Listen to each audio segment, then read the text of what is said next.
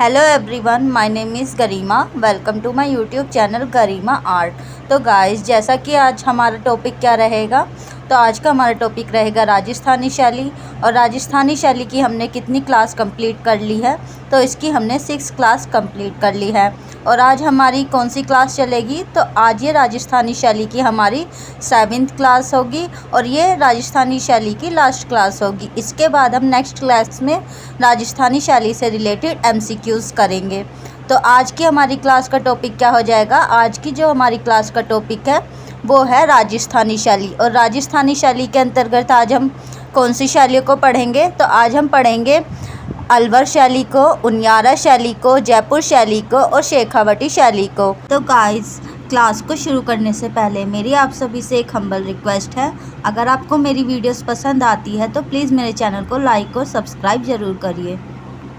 तो चलिए फिर क्लास को शुरू करते हैं। जयपुर शैली के अन्य नाम क्या हो जाएंगे, इसके अन्य नाम आमेर शैली, अम्बा शैली और कछवाहा शैली। इसके अलावा हम वंश की बात करते हैं तो मेवाड़ शैली में हमें सिसोदिया वंश देखने को मिलता है। मारवाड़ शैली में हमें राठौर वंश देखने को मिलता है। कौन सा? राठौर वंश। इसके अलावा हमें हाड़ौती शैली में कौन सा वंश देखने को मिलता है, तो हाड़ौती में हमें हाड़ा वंश देखने को मिलता है। कौन सा? हाड़ा वंश। इसके अलावा ढूंढार शैली में हमें कौन सा वंश देखने को मिलता है, तो ढूंढार शैली में हमें कछवाहा वंश देखने को मिलता है। कौन सा? कछवाहा वंश। नेक्स्ट हम बात करते हैं जयपुर की। तो भारत का पेरिस किसे कहा जाता है, तो जयपुर को कहा जाता है। अगर हमसे क्वेश्चन पूछा जाता है कि भारत का पेरिस किसे कहा जाता है, तो इसका राइट आंसर क्या होगा, तो जयपुर इसका राइट आंसर हो जाएगा। नेक्स्ट हम बात करते हैं जयपुर शैली को क्या कहा जाता है, तो जयपुर शैली को पिंक सिटी कहा जाता है। क्या कहा जाता है? Pink city. तो पिंक सिटी किसको कहा जाता है, तो ये जयपुर शैली को कहा जाता है। अगर हम बात करें पिंक सिटी की, तो ये किसे कहा जाता है, तो यानी कि पिंक सिटी कहा जाता है जयपुर शैली को। इसके अलावा हम बात करते हैं ब्लू सिटी की, तो ब्लू सिटी किसे कहा जाता है, तो ये कहा जाता है मारवाड़ शैली को। इसके अलावा हम इसकी स्थापना की बात करते हैं तो जयपुर की स्थापना किसने की थी, तो इसकी स्थापना की थी सवाई जयसिंह द्वितीय ने। और कब की थी? 18 नवंबर 1727। कब की थी? 18 नवंबर 1727 में। और किसने की थी? सवाई जयसिंह द्वितीय ने। नेक्स्ट हम बात करते हैं जयपुर शहर के वास्तुकार कौन हो जाएंगे, तो ये हो जाएंगे विद्याधर भट्टाचार्य। कौन हो जाएंगे? विद्याधर भट्टाचार्य जयपुर शहर के वास्तुकार हो जाएंगे। इसके अलावा हम बात करते हैं राजधानी की, तो कछवाहा राजवंशों की राजधानी कौन सी हो जाएगी, तो ये हो जाएगी आमेर। यानी कि कछवाहा राजवंशों ने अपनी राजधानी किसे बनाया, तो आमेर को बनाया। इसके अलावा नेक्स्ट हम जयपुर शैली के पहले चित्र की बात करते हैं तो ये कौन सा हो जाएगा, तो ये हो जाएगा यशोधरा। इसके अलावा बात करते हैं कि किसके समय में बना, तो ये किसके समय में बना, यानी कि यशोधरा चित्र किसके समय में बना, तो ये राजा मानसिंह के समय में बना। किसके समय में? राजा मानसिंह के समय में बना। और ये जयपुर शैली का पहला चित्र हो जाएगा। अलावा हम बात करते हैं जयपुर शैली के प्रसिद्ध विषय के बारे में, तो जयपुर शैली के प्रसिद्ध विषय हो जाएंगे बिहारी सतसई, यशोधरा चरित्र, रागमाला, रामायण, महाभारत, भागवत गीता, गीत गोविंद आदि। तो ये सब किस शैली के प्रिय विषय हो जाएंगे, तो ये हो जाएंगे जयपुर शैली के। किसके? जयपुर शैली के। इसके अलावा हम बात करते हैं गीत गोविंद की, तो ये किसने लिखी है, तो ये लिखी है जयदेव ने। इसके अलावा रामायण किसने लिखी है, तो रामायण लिखी है वाल्मीकि ने। किसने? वाल्मीकि ने। इसके अलावा हम बात करते हैं महाभारत की, तो महाभारत किसने लिखी है, महाभारत लिखी है वेद व्यास ने। किसने लिखी है? वेद व्यास ने। इसके अलावा हम बात करते हैं जयपुर शैली के रंगों की, तो इसमें कैसे रंग यूज़ हुए हैं, तो इसमें प्राथमिक रंग प्रयोग किए गए हैं। इसके अलावा इसमें खनिज रंग भी प्रयोग किए गए हैं। इसके अलावा यहाँ पर फ्रेस्को ब्यूनो का भी प्रयोग हुआ है। फ्रेस्को ब्यूनो क्या होता है, ये एक प्रकार का गीली भित्ति चित्रण होता है, यानी कि फ्रेस्को ब्यूनो पत्ती में गीली भित्ति पर चित्रण किया जाता है। इसके अलावा यहाँ पर टेम्परा विधि में भी चित्रण हुआ है। तो यहाँ पर सबसे पहले कौन से रंग यूज़ हुए हैं, प्राथमिक रंग और खनिज रंग। इसके अलावा यहाँ कौन सी पत्ती में चित्र बने हैं, तो फ्रेस्को ब्यूनो में। और इसके अलावा टेम्परा विधि में भी यहाँ पर चित्रण हुआ है। इसके अलावा हम बात करते हैं जयपुर शैली के प्रमुख केंद्र की। तो जयपुर शैली के केंद्र कौन कौन से हो जाएंगे? तो ये हो जाएंगे पुष्कर, इसके अलावा हो जाएगा जैसलमेर, इसके अलावा हमारा हो जाएगा जलोर। कौन कौन से हो जाएंगे? पुष्कर, जैसलमेर और जलोर। तो ये किसके केंद्र हो जाएंगे? तो ये जयपुर शैली के प्रमुख केंद्र हो जाएंगे। इसके अलावा नेक्स्ट हम बात करते हैं जयपुर किस लिए प्रसिद्ध है। तो जयपुर किस लिए प्रसिद्ध हो जाएगा? तो जयपुर हमारा प्रसिद्ध है मीनाकारी के लिए और ब्लू पोट्री के लिए। जयपुर किस लिए फेमस है? मीनाकारी के लिए और ब्लू पोट्री के लिए। इसके अलावा नेक्स्ट हम बात करते हैं हवा महल की। तो हवा महल कहाँ पर हो जाएगा? तो हवा महल हमारा हो जाएगा जयपुर में।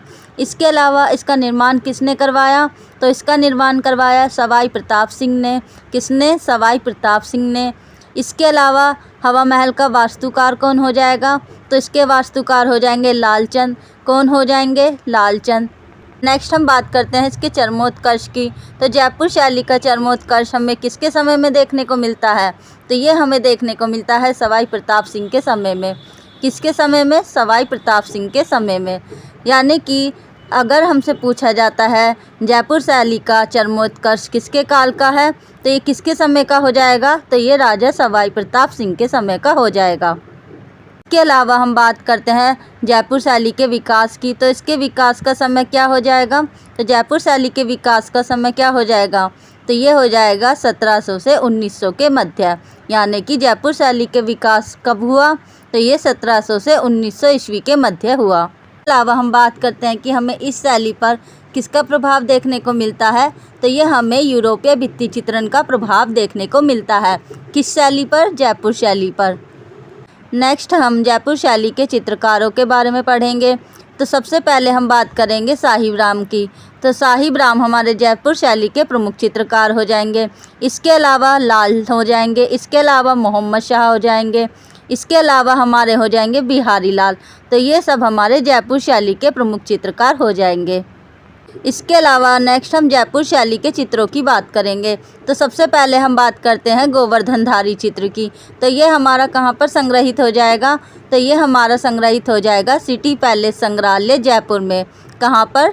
सिटी पैलेस संग्रहालय जयपुर में ये संग्रहित हो जाएगा। नेक्स्ट हम बात करते हैं रासमंडल। तो हमारा दूसरा चित्र हो जाएगा रासमंडल। ये हमारा कैसा चित्र हो जाएगा? तो ये हमारा भित्ति चित्र हो जाएगा। नेक्स्ट चित्र हमारा हो जाएगा चित्रकूट में भरत मिलाप। तो ये हमारा किस विधि में बना है? तो ये हमारा टेम्परा माध्यम में बना है। इसके अलावा अगर हम बात करें ये कहाँ पर संग्रहित हो जाएगा? तो ये हमारा राष्ट्रीय संग्रहालय नई दिल्ली में संग्रहित हो जाएगा। नेक्स्ट हम जयपुर शैली के महत्वपूर्ण तथ्यों के बारे में पढ़ेंगे। तो सबसे पहले हम बात करते हैं जयपुर शैली में हमें आदमकद व्यक्ति चित्र देखने को मिलते हैं। और इन्हें किसने बनाया है? तो इन्हें साहिब राम चित्रकार ने बनाया है। इसके अलावा हम बात करते हैं जयपुर में हमें कहाँ कहाँ भित्ति चित्रण देखने को मिलता है। तो ये हमें देखने को मिलता है आमेर की छतरी में, वैराट की छतरी में और रैनवाल की छतरी में। छतरी इसका मतलब बारिश वाली छतरी नहीं है। इसके अलावा हम बात करते हैं जयपुर में सवाई जयसिंह द्वितीय की। तो जयपुर में हमें क्या क्या देखने को मिलता है? तो हमें वेधशाला देखने को मिलती है। इसके अलावा हमें चंद्र महल, जय निवास, ताल कटोरा तथा सिसोदिया रानी का महल। तो ये सब हमें कहाँ देखने को मिलते हैं? तो ये सब हमें जयपुर में देखने को मिलते हैं। और इनका निर्माण किसने कराया है? तो इनका निर्माण सवाई जयसिंह द्वितीय ने कराया है। इसके अलावा नेक्स्ट हम बात करते हैं ईश्वरी सिंह की। तो ये स्वयं एक तांत्रिक थे। इसके अलावा इन्होंने कौन सा पैलेस बनवाया? तो इन्होंने ईसर लाल सिटी पैलेस बनवाया। इसके अलावा ये कागज़ पर फूलों व बेल बूटों की जालियाँ भी काटा करते थे। कागज़ पर फूलों व बेल बूटों की जालियाँ कौन काटा करता था? तो ये ईश्वरी सिंह काटा करते थे। इसके अलावा ईसर लाल सिटी पैलेस किसने बनवाया? तो ये किसने बनवाया? तो ये ईश्वरी सिंह ने बनवाया। और ये कौन थे? तो ये एक तांत्रिक थे। नेक्स्ट हम बात करते हैं सवाई माधो सिंह की। सवाई माधो सिंह प्रथम ने मोती व मणियों को चिपकाकर मणिकुट्टम चित्रण को बढ़ावा दिया। तो मणिकुट्टम क्या होता है? मणिकुट्टम में बहुमूल्य रत्न, नग इन सब को चिपकाकर एक पेंटिंग बनाई जाती है। उसे हम कौन सी पेंटिंग बोलते हैं? उसे मणिकुट्टम पेंटिंग बोलते हैं। और इसको किसने बढ़ावा दिया? तो सवाई माधो सिंह ने इसे बढ़ावा दिया। इसके अलावा नेक्स्ट हम बात करते हैं सवाई प्रताप सिंह की। तो सवाई प्रताप सिंह के दरबार में कितने कलाकार कार्य करते थे? तो 50 से अधिक इनके दरबार में कार्य करते थे। किनके दरबार में? सवाई प्रताप सिंह के समय में। इसके अलावा बात करते हैं कि ये स्वयं भी ब्रजनिधि के नाम से कविताएं लिखा करते थे। कौन? सवाई प्रताप सिंह। इसके अलावा इन्होंने हवा महल और प्रीत महल का भी निर्माण करवाया। नेक्स्ट हम बात करते हैं सवाई राम सिंह द्वितीय की। इन्होंने 1857 में महाराजा स्कूल ऑफ आर्ट, जो कहाँ पर है? जयपुर में, इसको मदरसा-ए-हुनरी के नाम से स्थापित कराया था। इसके अलावा कालांतर में इसे Jaipur school of art, Maharaja school of art and craft से भी जाना जाता है। कौन से स्कूल को? मदरसा-ए-हुनरी को। यानी कि जो जयपुर स्कूल ऑफ आर्ट है, इसको स्थापित किसने कराया था? तो इसको जो स्थापना की थी वो सवाई राम सिंह द्वितीय ने की थी। और कब की थी? 1857 में की थी। और इसे अब किस नाम से जाना जाता है? तो इसे अब स्कूल ऑफ आर्ट के नाम से जाना जाता है और महाराजा स्कूल ऑफ आर्ट के नाम से भी इसे जाना जाता है। जयपुर शैली में हमें कृष्ण लीलाओं से संबंधित अनेक चित्र देखने को मिलते हैं, जो मोहम्मद नाम के चितेरे द्वारा बनाए गए हैं। इसके अलावा जयपुर शैली में हमें रंगों की अपेक्षा रेखा का महत्व अधिक दिखाई देता है। नेक्स्ट हम बात करते हैं जयपुर शैली में 1785 से 90 के मध्य एक रागमाला चित्रित हुई, जो 36 रागनियों पर आधारित थी। कब चित्रित हुई? 1785 में। कब? 1785 से 90 के मध्य। और क्या चित्रित हुई? रागमाला। और ये कितनी रागनियों पर आधारित थी? तो 36 रागनियों पर आधारित थी। इन चित्रों को किन चित्रकारों ने बनाया? तो जीवन ने, नोवला ने और शिवदास ने। तो इस रागमाला को किसने चित्रित किया? तो इस रागमाला को जीवन, नोवला और शिवदास नामक कलाकारों ने मिलकर बनाया। नेक्स्ट हम बात करते हैं सवाई माधो सिंह द्वितीय की। तो सवाई माधो सिंह द्वितीय के काल में चित्रकार जो हैं वो यूरोपीय पद्धति को पूर्णतः अपना चुके थे। यानी कि इनके समय में चित्रकारों ने यूरोपीय पद्धति को पूरी तरह से अपना लिया था। किसके काल में? सवाई माधो सिंह द्वितीय के काल में। अगर क्वेश्चन पूछा जाता है कि किसके समय में चित्रकारों ने यूरोपीय पद्धति को पूरी तरह से अपना लिया था, तो इसका राइट आंसर क्या हो जाएगा? तो इसका राइट आंसर हो जाएगा सवाई माधो सिंह द्वितीय के काल में।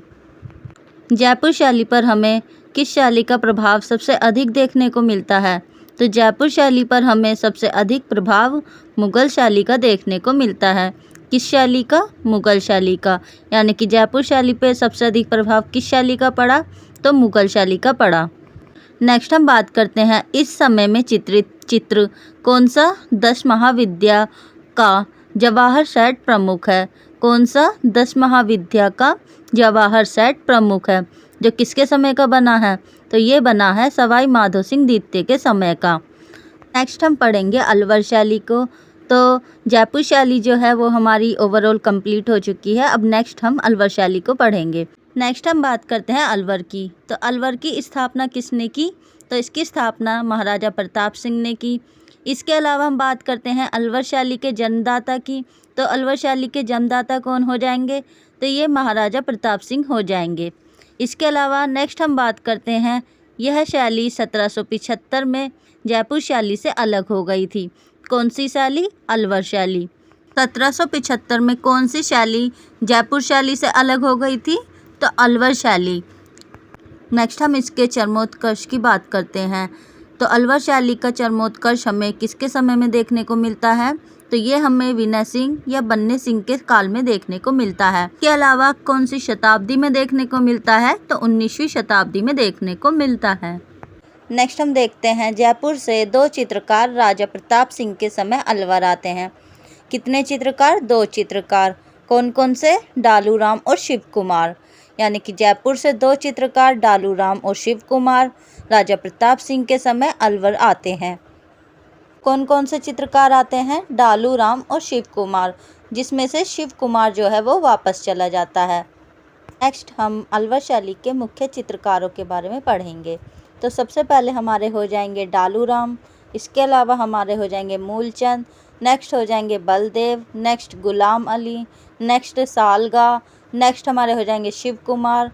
इसके अलावा नानक राम हो जाएंगे, इसके अलावा सालिग्राम हो जाएंगे और लास्ट हमारे हो जाएंगे नेपालिया। कौन से हो जाएंगे? नेपालिया। तो ये सारे जो हैं अलवर शैली के मुख्य चित्रकार हो जाएंगे। इसके अलावा नेफरी वादन हमारा अलवर शैली का प्रमुख चित्र हो जाएगा। कौन सा? नेफरी वादन। ये हमारा जो है अलवर शैली का फेमस चित्र हो जाएगा। नेक्स्ट चित्र हमारा हो जाएगा नर्तकी समूह। कौन सा? नर्तकी समूह। तो ये दोनों चित्र जो है अलवर शैली के मुख्य चित्र हो जाएंगे। कौन कौन से? नेफरी वादन और इसके अलावा नर्तकी समूह। ये दोनों अलवर शैली के प्रमुख चित्र हो जाएंगे। नेक्स्ट हम अलवर शैली की मुख्य विशेषताओं को पढ़ेंगे। तो सबसे पहले हम बात करते हैं अलवर शैली में पर्दाज का प्रयोग किया गया है। तो पर्दाज क्या होता है? पर्दाज हम छाया प्रकाश को कहते हैं। किसे? छाया प्रकाश को। इसके अलावा अलवर शैली में गुलिस्ता, बद्रे मुनीर तथा कुरान आदि का भी चित्रण हुआ है। किस किस का? गुलिस्ता, बद्रे मुनीर तथा कुरान। इन सब का चित्रण भी हमें किस शैली में देखने को मिलता है? तो अलवर शैली में हमें इन सब का चित्रण देखने को मिलता है। नेक्स्ट हम बात करते हैं अलवर शैली मुख्यतः भित्ति चित्रण के लिए प्रसिद्ध है। तो अलवर शैली किसके लिए प्रसिद्ध हो जाएगी? तो भित्ति चित्रण के लिए प्रसिद्ध हो जाएगी। नेक्स्ट हम अलवर शैली के प्रमुख विषय के बारे में बात करते हैं। तो इसके प्रमुख विषय कौन कौन से हो जाएंगे? कृष्ण लीला, राग रागनी, इसके अलावा बारहमासा, इसके अलावा हो जाएगा रामायण, इसके अलावा कौन सा हो जाएगा? गीत गोविंद। कौन सा? गीत गोविंद। तो ये सब अलवर शैली के प्रमुख विषय हो जाएंगे। कौन कौन से? कृष्ण लीला, राग रागनी, बारहमासा और रामायण और इसके अलावा गीत गोविंद। इसके अलावा अलवर शैली पेपर मैशी के लिए भी प्रसिद्ध है। तो अलवर शैली किस लिए प्रसिद्ध है? पेपर मैशी के लिए। अलवर शैली में हमें हाथी दांत की पटरियों पर भी चित्रण देखने को मिलता है। तो हाथी दांत का चित्रण हमें किस शैली में देखने को मिलता है? तो ये हमें अलवर शैली में देखने को मिलता है। और ये किसके द्वारा किया गया है? तो ये मूलचंद चित्रकार के द्वारा किया गया है। यानी कि हाथी शैली में हाथी दांत की पटरियों पर चित्रण कौन करता था? तो ये मूलचंद करता था। और ये अलवर शैली का फेमस चित्रकार हो जाएगा। इसके अलावा अलवर शैली में भित्ति चित्रण के लिए कौन प्रसिद्ध है? तो भित्ति चित्रण के लिए डालूराम प्रसिद्ध है। किसके लिए? भित्ति चित्रण के लिए। तो अलवर शैली में जो है हाथी दांत के लिए कौन हो जाएगा? मूलचंद। और भित्ति चित्रण के लिए कौन हो जाएगा? डालूराम। इसके अलावा हम जयपुर शैली के अन्य राजाओं के बारे में पढ़ेंगे। तो सबसे पहले हम बात करते हैं राजा बख्तावर सिंह की। तो जो बलदेव तथा शालिग्राम नामक चित्रकार हैं वो किसके समय में आए थे? तो ये राजा बख्तावर सिंह के दरबार में आए थे। कौन से? बलदेव तथा शालिग्राम चित्रकार। नेक्स्ट हम बात करते हैं राजा बख्तावर सिंह चंद्र सखी व बख्तेश नाम से काव्य रचना करते थे। कौन? राजा बख्तावर सिंह। और किस नाम से करते थे? तो चंद्र सखी व बख्तेश के नाम से। किस नाम से? चंद्र सखी व बख्तेश के नाम से। कौन करते थे? राजा बख्तावर सिंह। इसके अलावा हम बात करते हैं दान लीला राजा बख्तावर सिंह का प्रमुख काव्य ग्रंथ है। तो कौन सा काव्य ग्रंथ है? दान लीला। और ये किसका प्रमुख ग्रंथ है? तो ये राजा बख्तावर सिंह का प्रमुख ग्रंथ हो जाएगा। नेक्स्ट हम बात करते हैं राजा बलवंत सिंह की। राजा बलवंत ने दुर्गा सप्तशती और चंडी पाठ के आधार पर चित्र बनवाए। तो अगर क्वेश्चन आता है कि दुर्गा सप्तशती और चंडी पाठ के आधार पर चित्र किसने बनवाए? तो राजा बलवंत सिंह ने। किसने? राजा बलवंत सिंह ने बनवाए। पन्ने सिंह जो थे उनको चित्रकारी का शौक था और इन्होंने चित्रकारी किससे सीखी थी? तो इन्होंने चित्रकारी सीखी थी बलदेव नामक चित्रकार से। किससे? बलदेव नामक चित्रकार से विनय सिंह ने चित्रकारी सीखी थी। इसके अलावा विनय सिंह ने जो है गुलिस्ता पोथी का चित्रण अपने संरक्षण में करवाया। इसके अलावा मुगल चित्रकारों को संरक्षण किसने दिया? तो विनय सिंह ने दिया। और विनय सिंह के काल में ही महाभारत का स्क्रोल बना जो कितने मीटर लंबा था? तो ये 90 मीटर लंबा हो जाएगा। इसके अलावा हम बात करते हैं महाराजा विनय सिंह के समय में दीवान जी की हवेली में सुंदर भित्ति चित्र बने। तो दीवान जी की हवेली में सुंदर भित्ति चित्र किसके समय में बने? तो ये राजा विनय सिंह के समय में बने। किसके? राजा विनय सिंह के समय में। इसके अलावा हम बात करते हैं आगा मिर्जा और गुलाम अली जैसे प्रसिद्ध सुलेखक किसके समय में थे? तो ये राजा विनय सिंह के दरबार में हो जाएंगे। किसके में? राजा विनय सिंह के दरबार में। इसके अलावा राजमहल के शीश महल में राधा कृष्ण व शिव पार्वती वाले चित्र किसके समय में बने? तो ये भी विनय सिंह के समय में बने। इन चित्रों पर किस शैली का प्रभाव दिखाई देता है? तो इन चित्रों पर कंपनी शैली का प्रभाव दिखाई देता है। इसके अलावा हम बात करते हैं शीश महल के भित्ति चित्र किसने बनाए? तो डालू राम ने बनाए। डालू राम किस लिए प्रसिद्ध था? तो ये भित्ति चित्रण के लिए प्रसिद्ध था। कौन प्रसिद्ध था? तो डालू राम प्रसिद्ध था। इसके अलावा हम बात करते हैं हाथी दांत की पटरियों पर चित्रण के लिए कौन प्रसिद्ध था? तो ये मूलचंद प्रसिद्ध था। अलावा नेक्स्ट हम पढ़ेंगे राजा शिवदान सिंह के बारे में। तो राजा शिवदान सिंह जो थे ये हिंदी व फारसी भाषा के विद्वान थे। कौन? राजा शिवदान। और इनके समय में मंगल सेन, नानक राम व बुद्ध राम जैसे कलाकार थे। कौन कौन? मंगल राम, नानक राम एवं बुद्ध राम। किसके समय में? राजा शिवदान सिंह के समय में। नेक्स्ट हम पढ़ेंगे उनियारा शैली को। तो सबसे पहले हम बात करते हैं उनियारा शैली में राजा सरदार सिंह बहुत ही कला प्रेमी राजा थे। तो उनियारा शैली में कला प्रेमी राजा कौन थे? तो ये थे राजा सरदार सिंह। कौन थे? राजा सरदार सिंह। और ये क्या थे? ये एक कला प्रेमी राजा थे। हम बात करते हैं उनियारा के अनेक लघु चित्रों को संयोजित किसने किया? तो ये किसने किया? ये कुंवर संग्राम सिंह ने किया। यानी कि कुंवर संग्राम सिंह जो थे उन्होंने अपने निजी संग्रहालय में उनियारा के अनेक लघु चित्रों को संयोजित किया। इसके अलावा हम उनियारा शैली के चित्रकारों को देखेंगे। मीर बख्श हो जाएंगे, राम लखन हो जाएंगे और भीमा काशी। इसके अलावा हम बात करते हैं इस शैली में छोटी व पैनी मूछें दर्शाई गई हैं। कौन सी? पैनी व छोटी मूछें। किस शैली में? उनियारा शैली में। तथा गोल नासिका भी बनाई गई है। तो उनियारा शैली की हमें क्या विशेषता देखने को मिलती है? इस शैली में हमें छोटी व पैनी मूछें दिखाई देती हैं और इसके अलावा गोल नासिका दिखाई देती है।